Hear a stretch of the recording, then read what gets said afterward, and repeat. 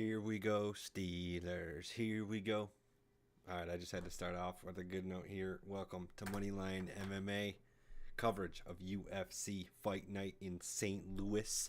Coming to you guys, of course, this Saturday to follow up the events from UFC 301 last weekend, in which yours truly and Jose had a great night. We followed up a 3-2 night the week before with a 4-1 night. Both of us only losing our Vitor Petrino picks, my 2-weight and Jose's 3-weight, respectively. In which case, Jose and I both hit our 5 weights, 4 weights.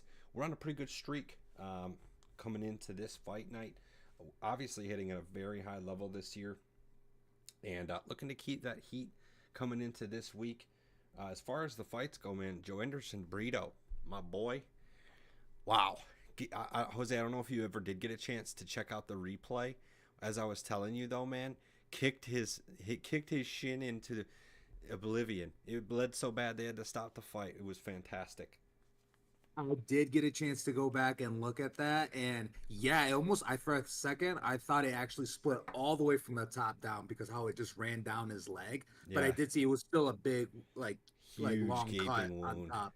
Yeah, uh yeah, that's crazy because it looked like he wanted to keep fighting and keep going too, but it was really just ultimately the doctor just immediately was just like not The just like ref poked it saw a it and few was like, times. no. But, dude, it makes sense. Like, I get that he want to keep fighting, and that's, like, the tough guy thing to do. But come on. When your foot's that banged up, like, all Burrito has to do is throw another calf kick, right? And it's just, Yeah, at that point, your leg is just fucking ground beef. I bet he was in a lot of pain afterwards for sure. Like once that kicked down, once the adrenaline went down, I Yes. bet that's what I was thinking. Because he was walking around like, oh, this is ridiculous. Oh, this is. Dude, he is in pain today, right now, for sure. And I'm sure he's happy that those refs called it because he could have put his whole leg in danger. He could Yeah, have like the amount of blood he was losing too, man. Like that actually would have been grounds for like the next couple of fights being slippery for how much blood was draining out of that dude's leg. Crazy. yeah, yeah, 100%. So, loved Burrito's domination there with the leg kick KO. Michelle Pereira, the submission KO, submission finish. Sorry, I was hoping for a KO finish, but in the end, he gets the submission finish after the knockdown and scrambles. So good for Pereira. Pantoja, of course, was Jose was a little more confident than I was with Pantoja, but he gets the job done. Kyle Bahayo, let's go, man. He's gonna be a problem for the middleweight division, no doubt about it. And then last but certainly far from least, Jose Aldo. Jose's one weight comes in and gets the job done. Gotta respect two of the old veterans, Anthony Smith and Jose Aldo, getting the job done last Saturday. Although I'll give Anthony Smith a little less credit because, in my opinion, Vitor walked into a guillotine and said, "Here, you can have this win, old man." But Jose Aldo really worked for his win, and that was a great fight overall. Moving forward, though, here to discuss UFC St. Louis. That will be occurring, of course, this Saturday with the prelims at 3 p.m. Central Time. So I believe we'll be getting a 7 p.m. Central Time main card a couple hours earlier than we've been getting the past few weeks at 9 p.m. Of course, headlined by Derek Lewis fighting Rodrigo Nascimento, and co-main. If any of you folks like me are not obsessed, but make sure at least to check out the press conferences and stuff before pay-per-views just to see, get as much information as possible when making bets. Then you'll remember, I believe it was UFC 300, Joaquin Buckley goes up to the stage. No, sorry, not even up to the stage, up to the mic at the press conference to ask Dana White a question. Couldn't tell it was Joaquin Buckley until the camera zoomed in on him. He said, Dana White, give me the main event in UFC St. Louis. Well, he's not getting the main event. He's getting the co-main event against Nur Sultan Rozabayev, and these will be our picks. For anyone who's new, we do a 5-weight system here where we pick 5 of the 13 fights on UFC St. Louis and weigh them in order of confidence. And I can't speak for Jose, but this week, even though we always weight by confidence, my 5-weight confidence is a little bit lower than it would have been as much as I was confident in Burrito last week. But we're still confident in these picks either way, and they will be documented for our reference as well going forward. But I'm going to bring us forward with my 5-weight to start the afternoon. And I'm going to bring us, of course, to the main card. This is the feature fight of UFC St. Louis. Of course, this is Alonzo Menafield versus Carlos Ulberg. Carlos Ulberg is specifically who I'm taking as my 5 weight here. I'm pretty confident in Carlos Ulberg to get the job done. Look, Jose, he trains and I believe he comes from the same camp in which Izzy does, City Kickboxing. A lot of similarities there. He's got a lot of kickboxing background as well. Carlos Ulberg is just one of those guys that you have to look out for. He's a huge human being, right? He's listed as 6'4" compared to Menifield's 6 feet.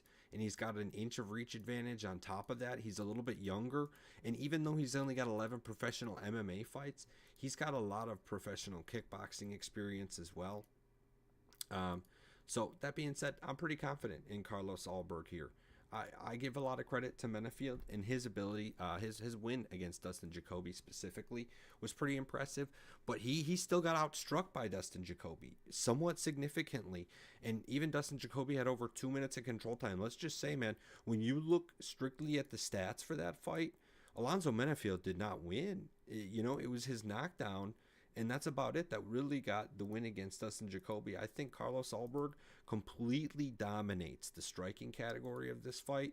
And if he has to, he's shown some chops on the ground as well. He's just coming off a submission win. It was his first submission in the UFC against Dawoon Jung, but he's showing some ability to be multifunctional. So I'm liking Carlos Ulberg a lot here, and he isn't even that crazy of a favorite. He is minus 265. Menefield is plus 200. It's a somewhat heavy favorite there, but Ulberg will be getting the job done on Saturday. Jose, what do you think? Yeah, Nick. So yeah, you make great points about Ulberg. He's a legit threat. Just his when it comes to the hands, like he's just so quick with it, and he's got the power too. Out of his 9 wins, yeah, those 6 KOs. I like Alonzo Menifield too with his power though, and I'm taking him, but he's my 2 weight because again, I agree with you everything you said on Carlos Ulberg. But I also think Alonzo Menifield, I do see a lot of value with him being the plus 200 underdog. And I do think that, there's always that fighter's chance. And I think in this one, he's just been I mean, he did mention that he did get outstruck by Dustin Jacoby, but he still ended up getting that win and getting it unanimously. So I'd have to go back and see exactly what the judges were looking at and see maybe if this was just should not been his at all. But he is riding a 4-fight win streak with a draw in the middle with Jimmy Crute, but then he came back and got the job done and submitted Jimmy Crute in the second round via guillotine later on. And so that being said, he's shown consistent winning right now, which so is Ulberg. But in this one, I've just seen the value with him being the underdog. And when they size up, they both throw a high volume of strikes for being light heavyweights. Alonzo Menifield lands 3.92 significant strikes per minute and absorbs about 3.51. Carlos Ulberg lands 7.29 significant strikes per minute and absorbs about 3.59. So I'm liking it on the feet. Both guys are going to be throwing hard. Alonzo Menifield, again, I think he's going to be able to, if he clips Ulberg, I do think he can be able to finish him.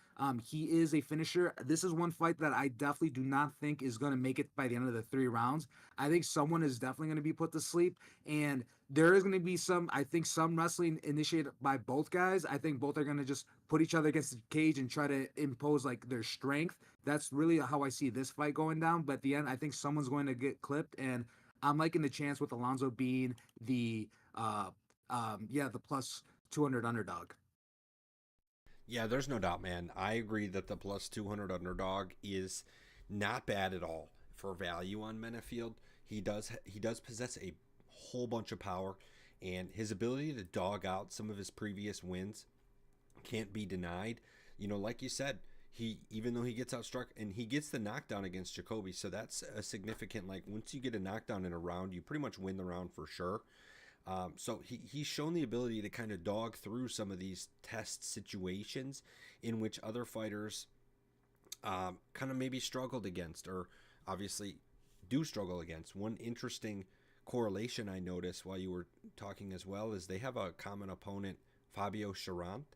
Now, granted, this is one of those MMA math things, right? And they both ended up beating him, but Menefield was the one that finished via Von Flue choke, interestingly enough. I believe that's one of his only submission wins on his record, except Jimmy Crute is against Fabio Charant. And he is the only guy that Carlos Ulberg actually has not finished, interestingly enough. So that's just an interesting piece of MMA trivia. But in any case, as much as a value that I could maybe agree that Minifield is, I'm just not thinking it's going to be good value in the end because it'll just straight up lose. I just think Allberg is better in both categories here. Bigger man, younger man, and I'm excited to see what he can do. Yeah, and again, I totally agree with you. I see why he's your five way, and again, I'm definitely taking my chance with Alonzo Manfield on this one, but again, my confidence is lower, so that's why he's my two way. Makes sense. All right, yeah, we can move on to your 5. And yeah, for my five weight, this is the featherweight bout between Alex Caceres and Sean Woodson. Right now, Alex, he is the betting underdog at plus 154, while Sean Woodson is the betting favorite at minus 200. This one in this matchup, it's a um, this one I think matchup wise I like a lot.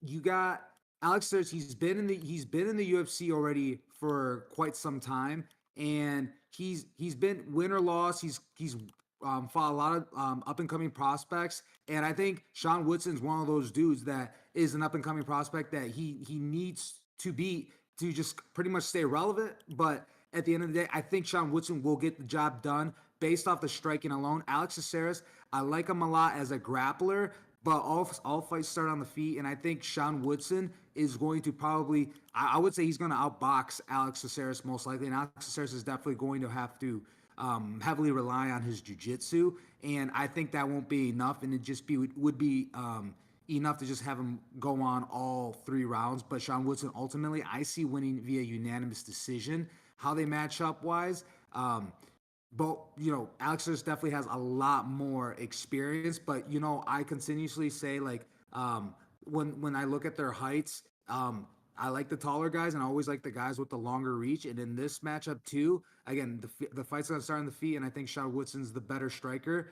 He has a 4.5 inch reach advantage over Alex Caceres, so I think he's definitely he's without a doubt going to get the better end of the exchanges, and he lands 5.4 significant strikes per minute. Alex Caceres does have a good rate at 4.16, but Sean Woodson is slightly higher than his, so I just do think he's going to be hitting him on the chin more and just racking up the points.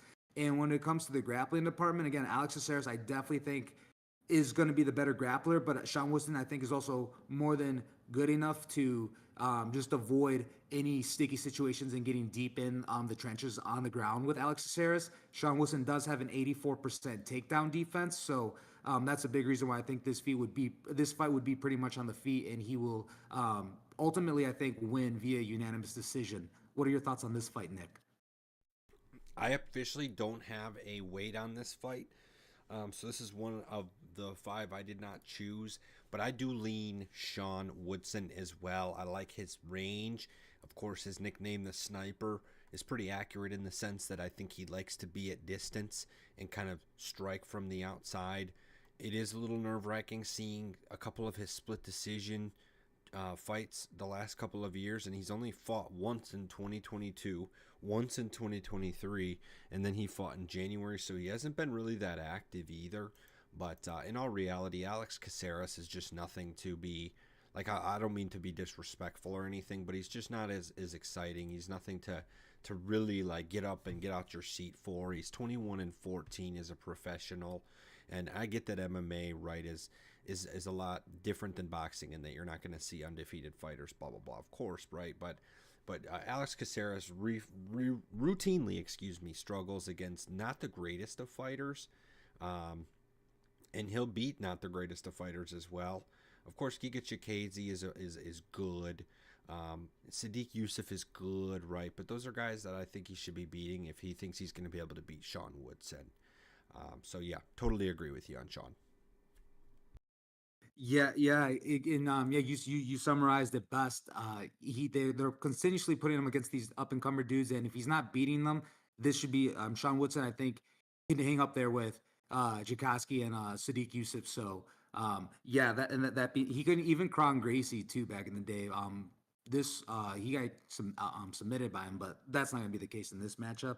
But yeah, that being said, I feel good about Sean Woodson, so he's my 5 weight. Sounds great, man. So then we're going to move on to my 4 weight, and that's going to take us to the main card opener.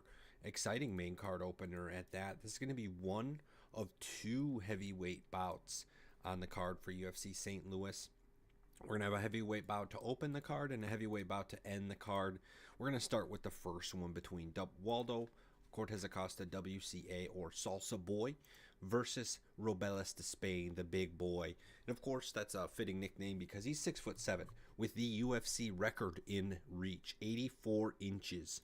Not a human being in the UFC has been able to outreach Robeles de Spain. And obviously, anyone who's kind of followed the MMA scene doesn't need a background on Despain or who he is, other than for those that don't know, he is a former Olympian Taekwondo bronze medalist that has since taken his talents to the MMA world. And in his, I believe, 5 fights or so professionally, he's 5-0. He hasn't fought more than, say, 20 seconds in any one of those fights. So his total fight time in those 5 fights, I don't even know if it's a minute necessarily. Like, it's about a minute that he's fought. And he's just 5-0. He just goes in there, swings, and someone gets knocked out. And he's fighting Waldo Cortez Acosta, who's 5-1 in the UFC. That's really impressive. Although, of course, most of the names in here aren't with the UFC right now, or they're soon to leave the UFC, aka Chase Sherman, Jared Vanderaa. The way he got into the UFC initially was through the Contender Series back in 2022. Loses to Marcus Rogerio de Lima, and since then has kind of gotten back on the train, being able to decision win against Andrei Arlovsky, which made it for his 3rd loss in a row. He also lost to Marcus Rogerio de Lima. So basically what I'm getting at here is, if you can't already tell, is that I got Robeles de Spain as my 4 weight. Pretty confident in him getting it done. Now, of course, I mentioned earlier that my 5 and 4 weight aren't quite as confident as I might have had them for last week, but WCA is actually only a plus 140 favorite. Despain being a minus 180 favorite. WCA the dog. Despain the favorite. With Despain, I was expecting him to be like minus 300 here. I'm surprised he's not in all reality, and I think there's actually some real value there. I think people are not trusting him because you haven't seen him in the octagon, and there's a thought, right, that WCA could be the guy to give him some trouble, and it could be true, right? And I was telling Jose before the show, I'm ready to fade Robeles de Spain. I just don't think that now is the time. We're gonna find a heavyweight that like Curtis Blades or something. Yes, I will fade Despain against Curtis Blades, of course, but this is still another up and coming heavyweight who has never once felt the power that Despain has. We're not talking about some big dude who's just has no technique. He is a bronze medalist in Taekwondo, but the fact that he made it to the Olympics alone means he's one of the best to live and breathe on the planet at Taekwondo. I think he's going to utilize that very well, and WCA is going to get finished for the first time in his career on Saturday. Jose, what do you think? Yeah, I totally agree with you on this one. I got Despain as well. He is my 4 weight. And yeah, you said it best. Dude is a force to be reckoned with. Just his wingspan alone is insane. I said it earlier. I like dudes with the longer reach. This alone summarizes it all. I like the UFC says he has a 0 leg reach, which I don't care because he has an 87-inch reach in his arm wingspan, and that's all that matters to me. And the dude is 6'7". Dude is humongous, and is just the power that he has is phenomenal. Again, just that comes from the years of him doing taekwondo and also doing it at the Olympic level. He's just got that power and can just blitz in, almost like almost similar like a MVP too, where you can just see it and just come in and just hit dudes right. And if he can hit WCA on the chin, it can be an early night. I like WCA though too, but the only thing I would say that he would have going for him would be possibly his speed and just having to close the distance and just almost slug it out and get nasty. That's the only way I could see him winning this, but it's going to be tough for him to. I think he's going to probably struggle reaching Despain in this one. And that being said, like Despain, he is 35. I think he's going to be a big heavyweight prospect, like a problem in the future. And you did say, like, maybe too early to start favoring him like that, but who's to say if he's this age and the UFC is giving him a chance, that says a lot too. Because when they've done that to like Yoel Romero. He joined the UFC when he was 36, and then Daniel Cormier didn't even start MMA until his 30s, and he was in Strike Force like 31 or 32. So before the UFC, obviously. So that says a lot. Like this Spain, like imagine him like just getting better and just moving up the UFC rankings and just one day fighting like maybe a Cyril Gane or something. Again, that's too early to tell, but in this one, that's how strong I feel about this Spain. Where I do think, he should put out WCA. And again, I agree with you. I don't know why he's not a bigger favorite than what he is. Yeah, man. I mean, to me it says something that Sean Woodson is a bigger favorite than Despain on this card. I agree that Sean Woodson should get the win, but yeah, man, we're gonna see Despain get a big knockout against WCA. I mean, trust me, it's gonna be a come up for him, and not until, I mean, really not until he starts fighting in the top 15 am I gonna start questioning his ability. I mean, he's gonna have to fight even Despain against Alexander Romanov. I feel like he just clocks him, just clock Tai Tuivasa. Like, come on. When you have 10 inches of reach, Ty's gonna have to risk so much to come in and strike you. And I just don't like it's gonna have to be a guy like Rosenstrike, Derek Lewis. I mean, it's gonna have to be a guy like Jailton Almeida, right? That's gonna make me think twice about picking this Spain. But until then, man, that's just too much power and too much size. Simple as that. Yeah. Yeah, so yeah, that means that we both have the Spain. He's both our forwards, and yeah, I definitely would say this is gonna end. And the Spain's thus far been winning in the first round, so yeah, I don't think this is gonna go the distance. All right, we'll go with your through it then. My three weight. The this is the welterweight bout between Joaquin Buckley and Nursultan Ruzibayev. And right now, Joaquin Buckley, he is the betting favorite at minus 170, while Nursultan, he is the betting underdog at plus 132. For this one, I'm going to go with the underdog. I I thought this fight should have been the line would have been closer, and the reason I say that is because even though Joaquin Buckley has been in the UFC longer than Nursultan, Nursultan has been fighting for quite some time already. He's 34 and 8, and he's only 30 years old, the same age as Joaquin Buckley, and both dudes are finishers. Nursultan mostly on the grappling side. Out of his 34 wins, he has 24 submissions, and thus far he's gotten first round finishes in both his UFC fights, but he's already been doing it for a while since 2021, and he's been winning nothing but in the first round. So that would be the only thing is like I would say Joaquin Buckley would have against Nursultan would be if Nursultan can't finish Joaquin Buckley in the first round, then there's going to be some problems right there because Buckley, he's looking good as of late as well, and he's himself is a finisher, and he is not much of a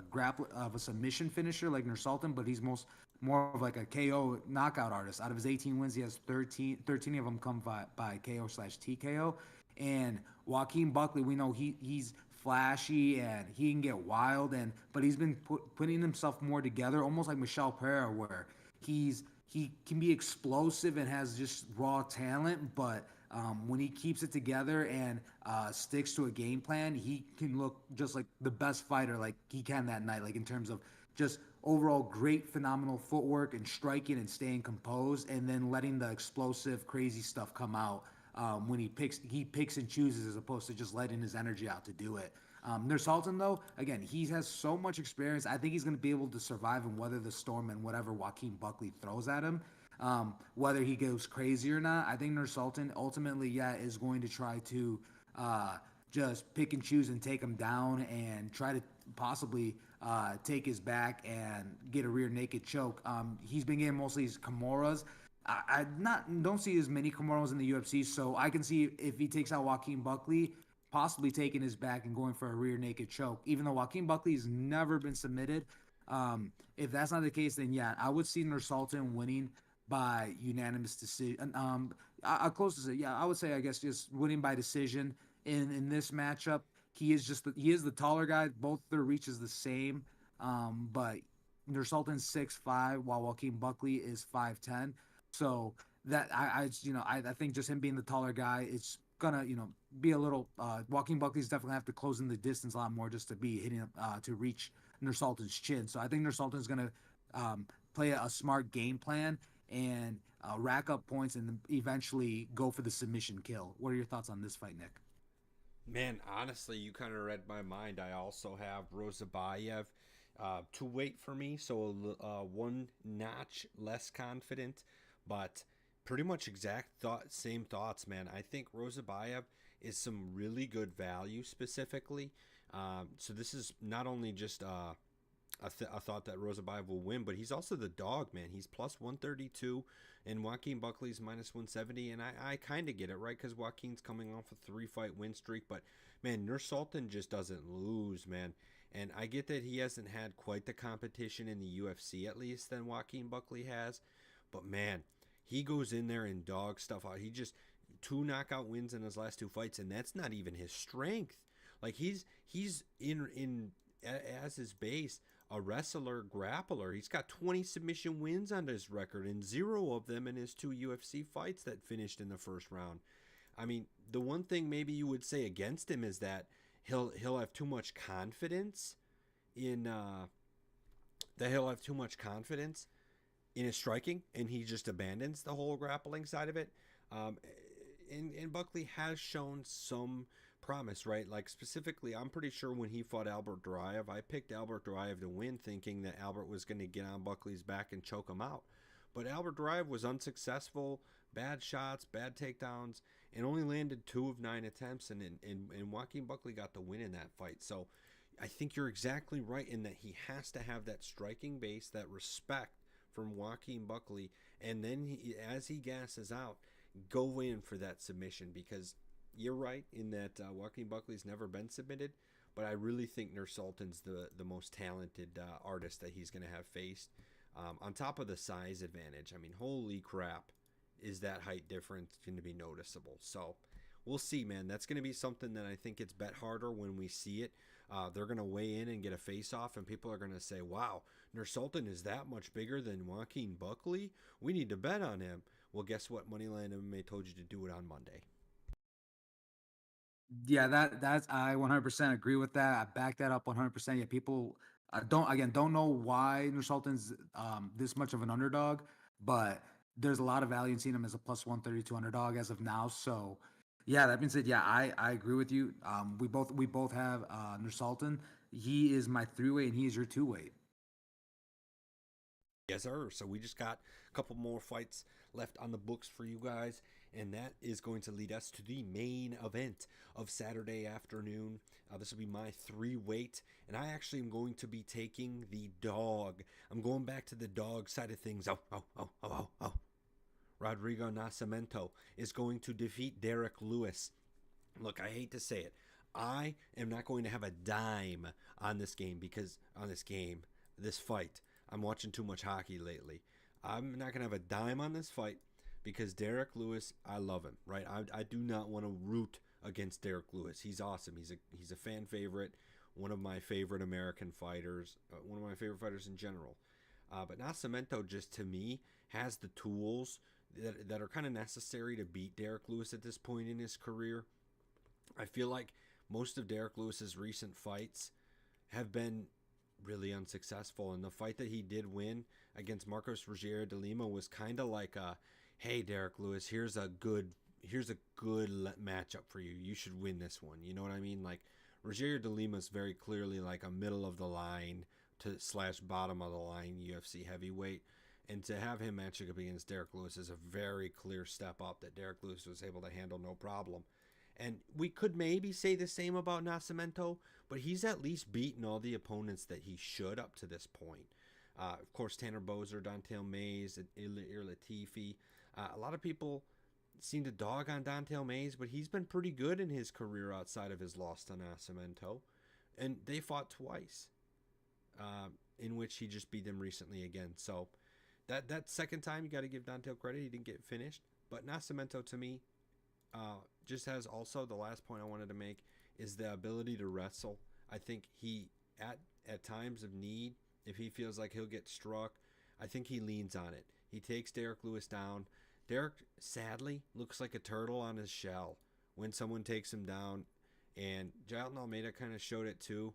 You can get his back, and he'll just like stand there and like hope that you get off, or like maybe try and slam you, but eventually you'll end up on his back anyway on the ground, and it's just not a Derek Lewis is not in the gym training his wrestling. I think we can all get that and move on. So Rodrigo Nascimento has that game, even though he may not have the power Derek Lewis has. As long as he doesn't get, there's always that 25-30% chance, right, that Derek Lewis just clips you. But if that chance doesn't hit, in my opinion, it's all Rodrigo from there. So, Jose, what do you think? Yeah, yo, I like your pick a lot. There's definitely a lot of value in him being the underdog. I'm actually going with the favorite. I would have thought he actually, for some, just how things have been going for Derek Lewis, I actually would have thought Lewis would have been the underdog in this matchup, especially just after that Jalen Almeida fight and how Almeida looked after that as well in his next fight.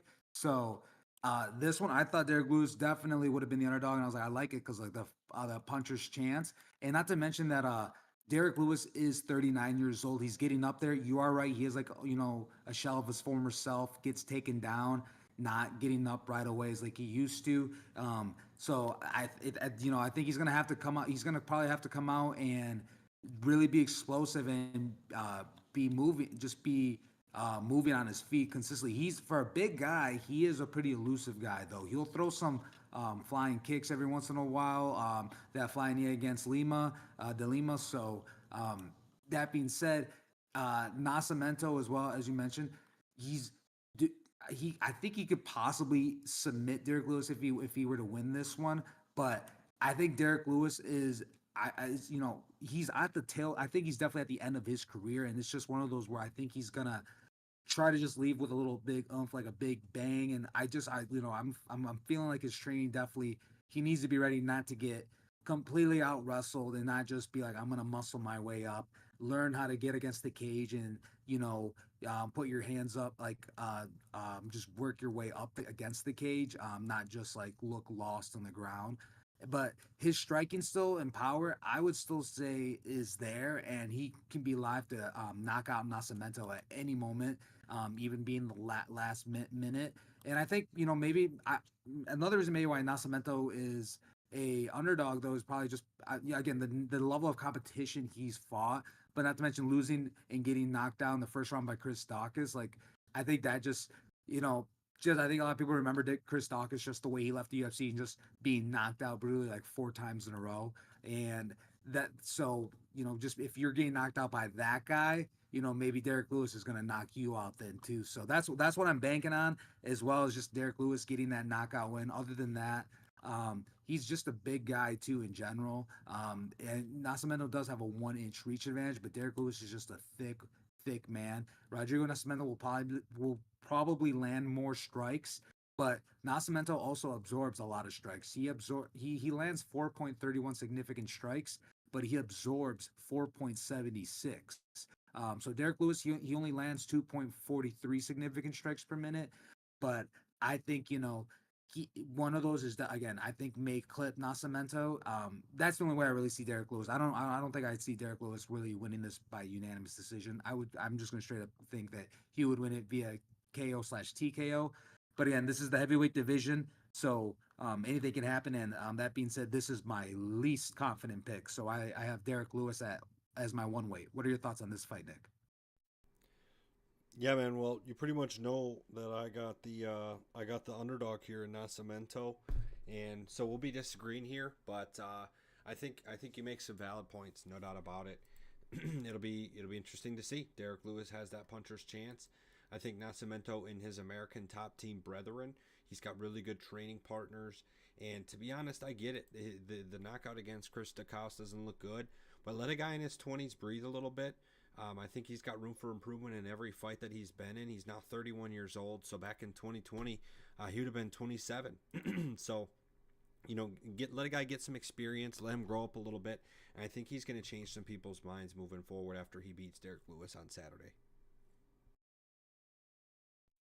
Yeah, fair Yeah, enough. So that's one we'll have to we'll disagree on as well. Then so it yep, looks like we second agreed on most disagreement. of them.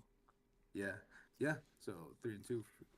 But that leaves just one fight then for me because I believe that's all Jose's fights.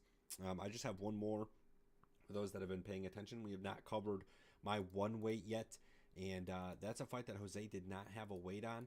But I'm running with the Slava Claus, Vyacheslav Borshev. That's one of my favorite names in the UFC. He's fighting Chase Hooper. There's a reason this is my one weight. I like Chase Hooper, and I think he does possess some tools that could be Vladislav's best weakness, in which would be the grappling. Right? If Borshev's going to lose, it's a lot of times him getting grappled, him getting wrestled, and he can't. He hasn't got submitted yet, but he can't get up. He can't get out of the situation. He loses the round, and he loses the fight by decision. So Chase Hooper does sport a 1.42 takedown average per fight. I just don't think that's going to be enough. I think Slava Claus is going to be able to defend the takedowns here. It is the smaller cage, but it would be the smaller cage, but it's not actually. I should recorrect that because it's not at UFC Apex. So that's going to give the Slava Claus even more of an opportunity to avoid takedowns, in my opinion. And he just has all the power in the world. I think there's a reason every grappler or wrestler he's ever faced has tried to take him down so much and had success with it because Vyacheslav makes up with every lack that he has on the ground with just being a beast standing up. I think Chase Hooper is completely outmatched on the feet, and if he isn't able to land some takedowns, it's going to be all Slava Claus. Jose, any thoughts? Yeah, so I agree with you on Slava Claus. That being said, though, Jay Super too being like that big of an underdog as well. I thought would have been pretty closer because, well, at least on paper, I thought Chase Super was kind of a slow striker, but on paper it says that he lands 4.86 significant strikes per minute and absorbs only 3.59. But Slava Claus lands 5.82 and absorbs 4.07. So I agree with you on the feet. Slava Claus has the advantage, but I thought it was going to be a bigger advantage. And yeah, you're right. Like Slava Claus has never been submitted before, so I don't think Chase Hooper would be the one to do it to him. That means I think Slava Claus, yeah, he was going to win. I think pretty unanimous. I agree with you. Either unanimous decision or get that KO or a TKO himself. So yeah, I agree with you on Slavikov on that one. I did not weigh it, but yeah, if I would have weighed him, he would have been in my top he would have been up there like 4 or 5 as well. It's also worth noting that the guy you're picking to lose to Sean Woodson um, also lost to Chase Hooper, and Chase Hooper, in my opinion, or I said that wrong. Alex Caceres beat Chase Hooper, so you're picking Alex Caceres to lose to Sean Woodson, who beat Chase Hooper. So by proxy, if we're doing MMA math, that never works. Sean Woodson's better than Chase Hooper. Look, I know this isn't all going to match up, but I've just not really been that impressed by Chase Hooper. I know he's a prospect coming up, and that's part of the reason he's got hype. But not enough hype to even be the favorite here. As Jose pointed out, he is the dog. So Chase Hooper, to me, is not good value as that dog. Not in this situation, at least. I think he's going to shoot for takedowns that don't end up working out because he's desperate for them. And the line has actually moved in Chase Hooper's favor, though, for what it's worth. According to Tapology, it opened at around minus 180 for Vyacheslav, and he is now minus 158. So if you agree with me, you're getting even better value on him. Maybe wait. And if at this point the line's moving in Chase Hooper's favor, we could even get Chase Hooper to be even by the end of the week and get some really good money on Slava Claus. But yeah, that'll wrap it up for us here at Moneyline MMA right at 6 o'clock on the dot. Um, had a nice 40-minute show for you guys. As always, covered the 5 weights and down from there. So make sure to rewind and catch those picks if you missed them or joined in the middle of the show. As always, we will be returning next weekend. The UFC is going to continue to bring us some heat for us. So we're going to continue to bring you shows as the UFC brings us heat. And if you just give me a moment here, I will see. Okay, so it's going to be Edson Barboza fighting against Lerone Murphy as the main event of UFC Fight Night. This will be in Vegas, so it'll be a Vegas Fight Night, I believe Vegas 92. And that'll be headlined, like I said, by Edson Barboza fighting Lerone Murphy, featherweight bout for you guys next week. So make sure to keep notifications on. And then after that, we're going to get 1 week off going into the UFC 302. Just saying, we're going to see Makhachev put his belt on the line against Poirier in literally the first day of June, June 1st. And this is going to be crazy, Jose, because Poirier, if you follow him on Twitter, has been training with Mateusz Gamrot and a few other well-known wrestlers and grapplers.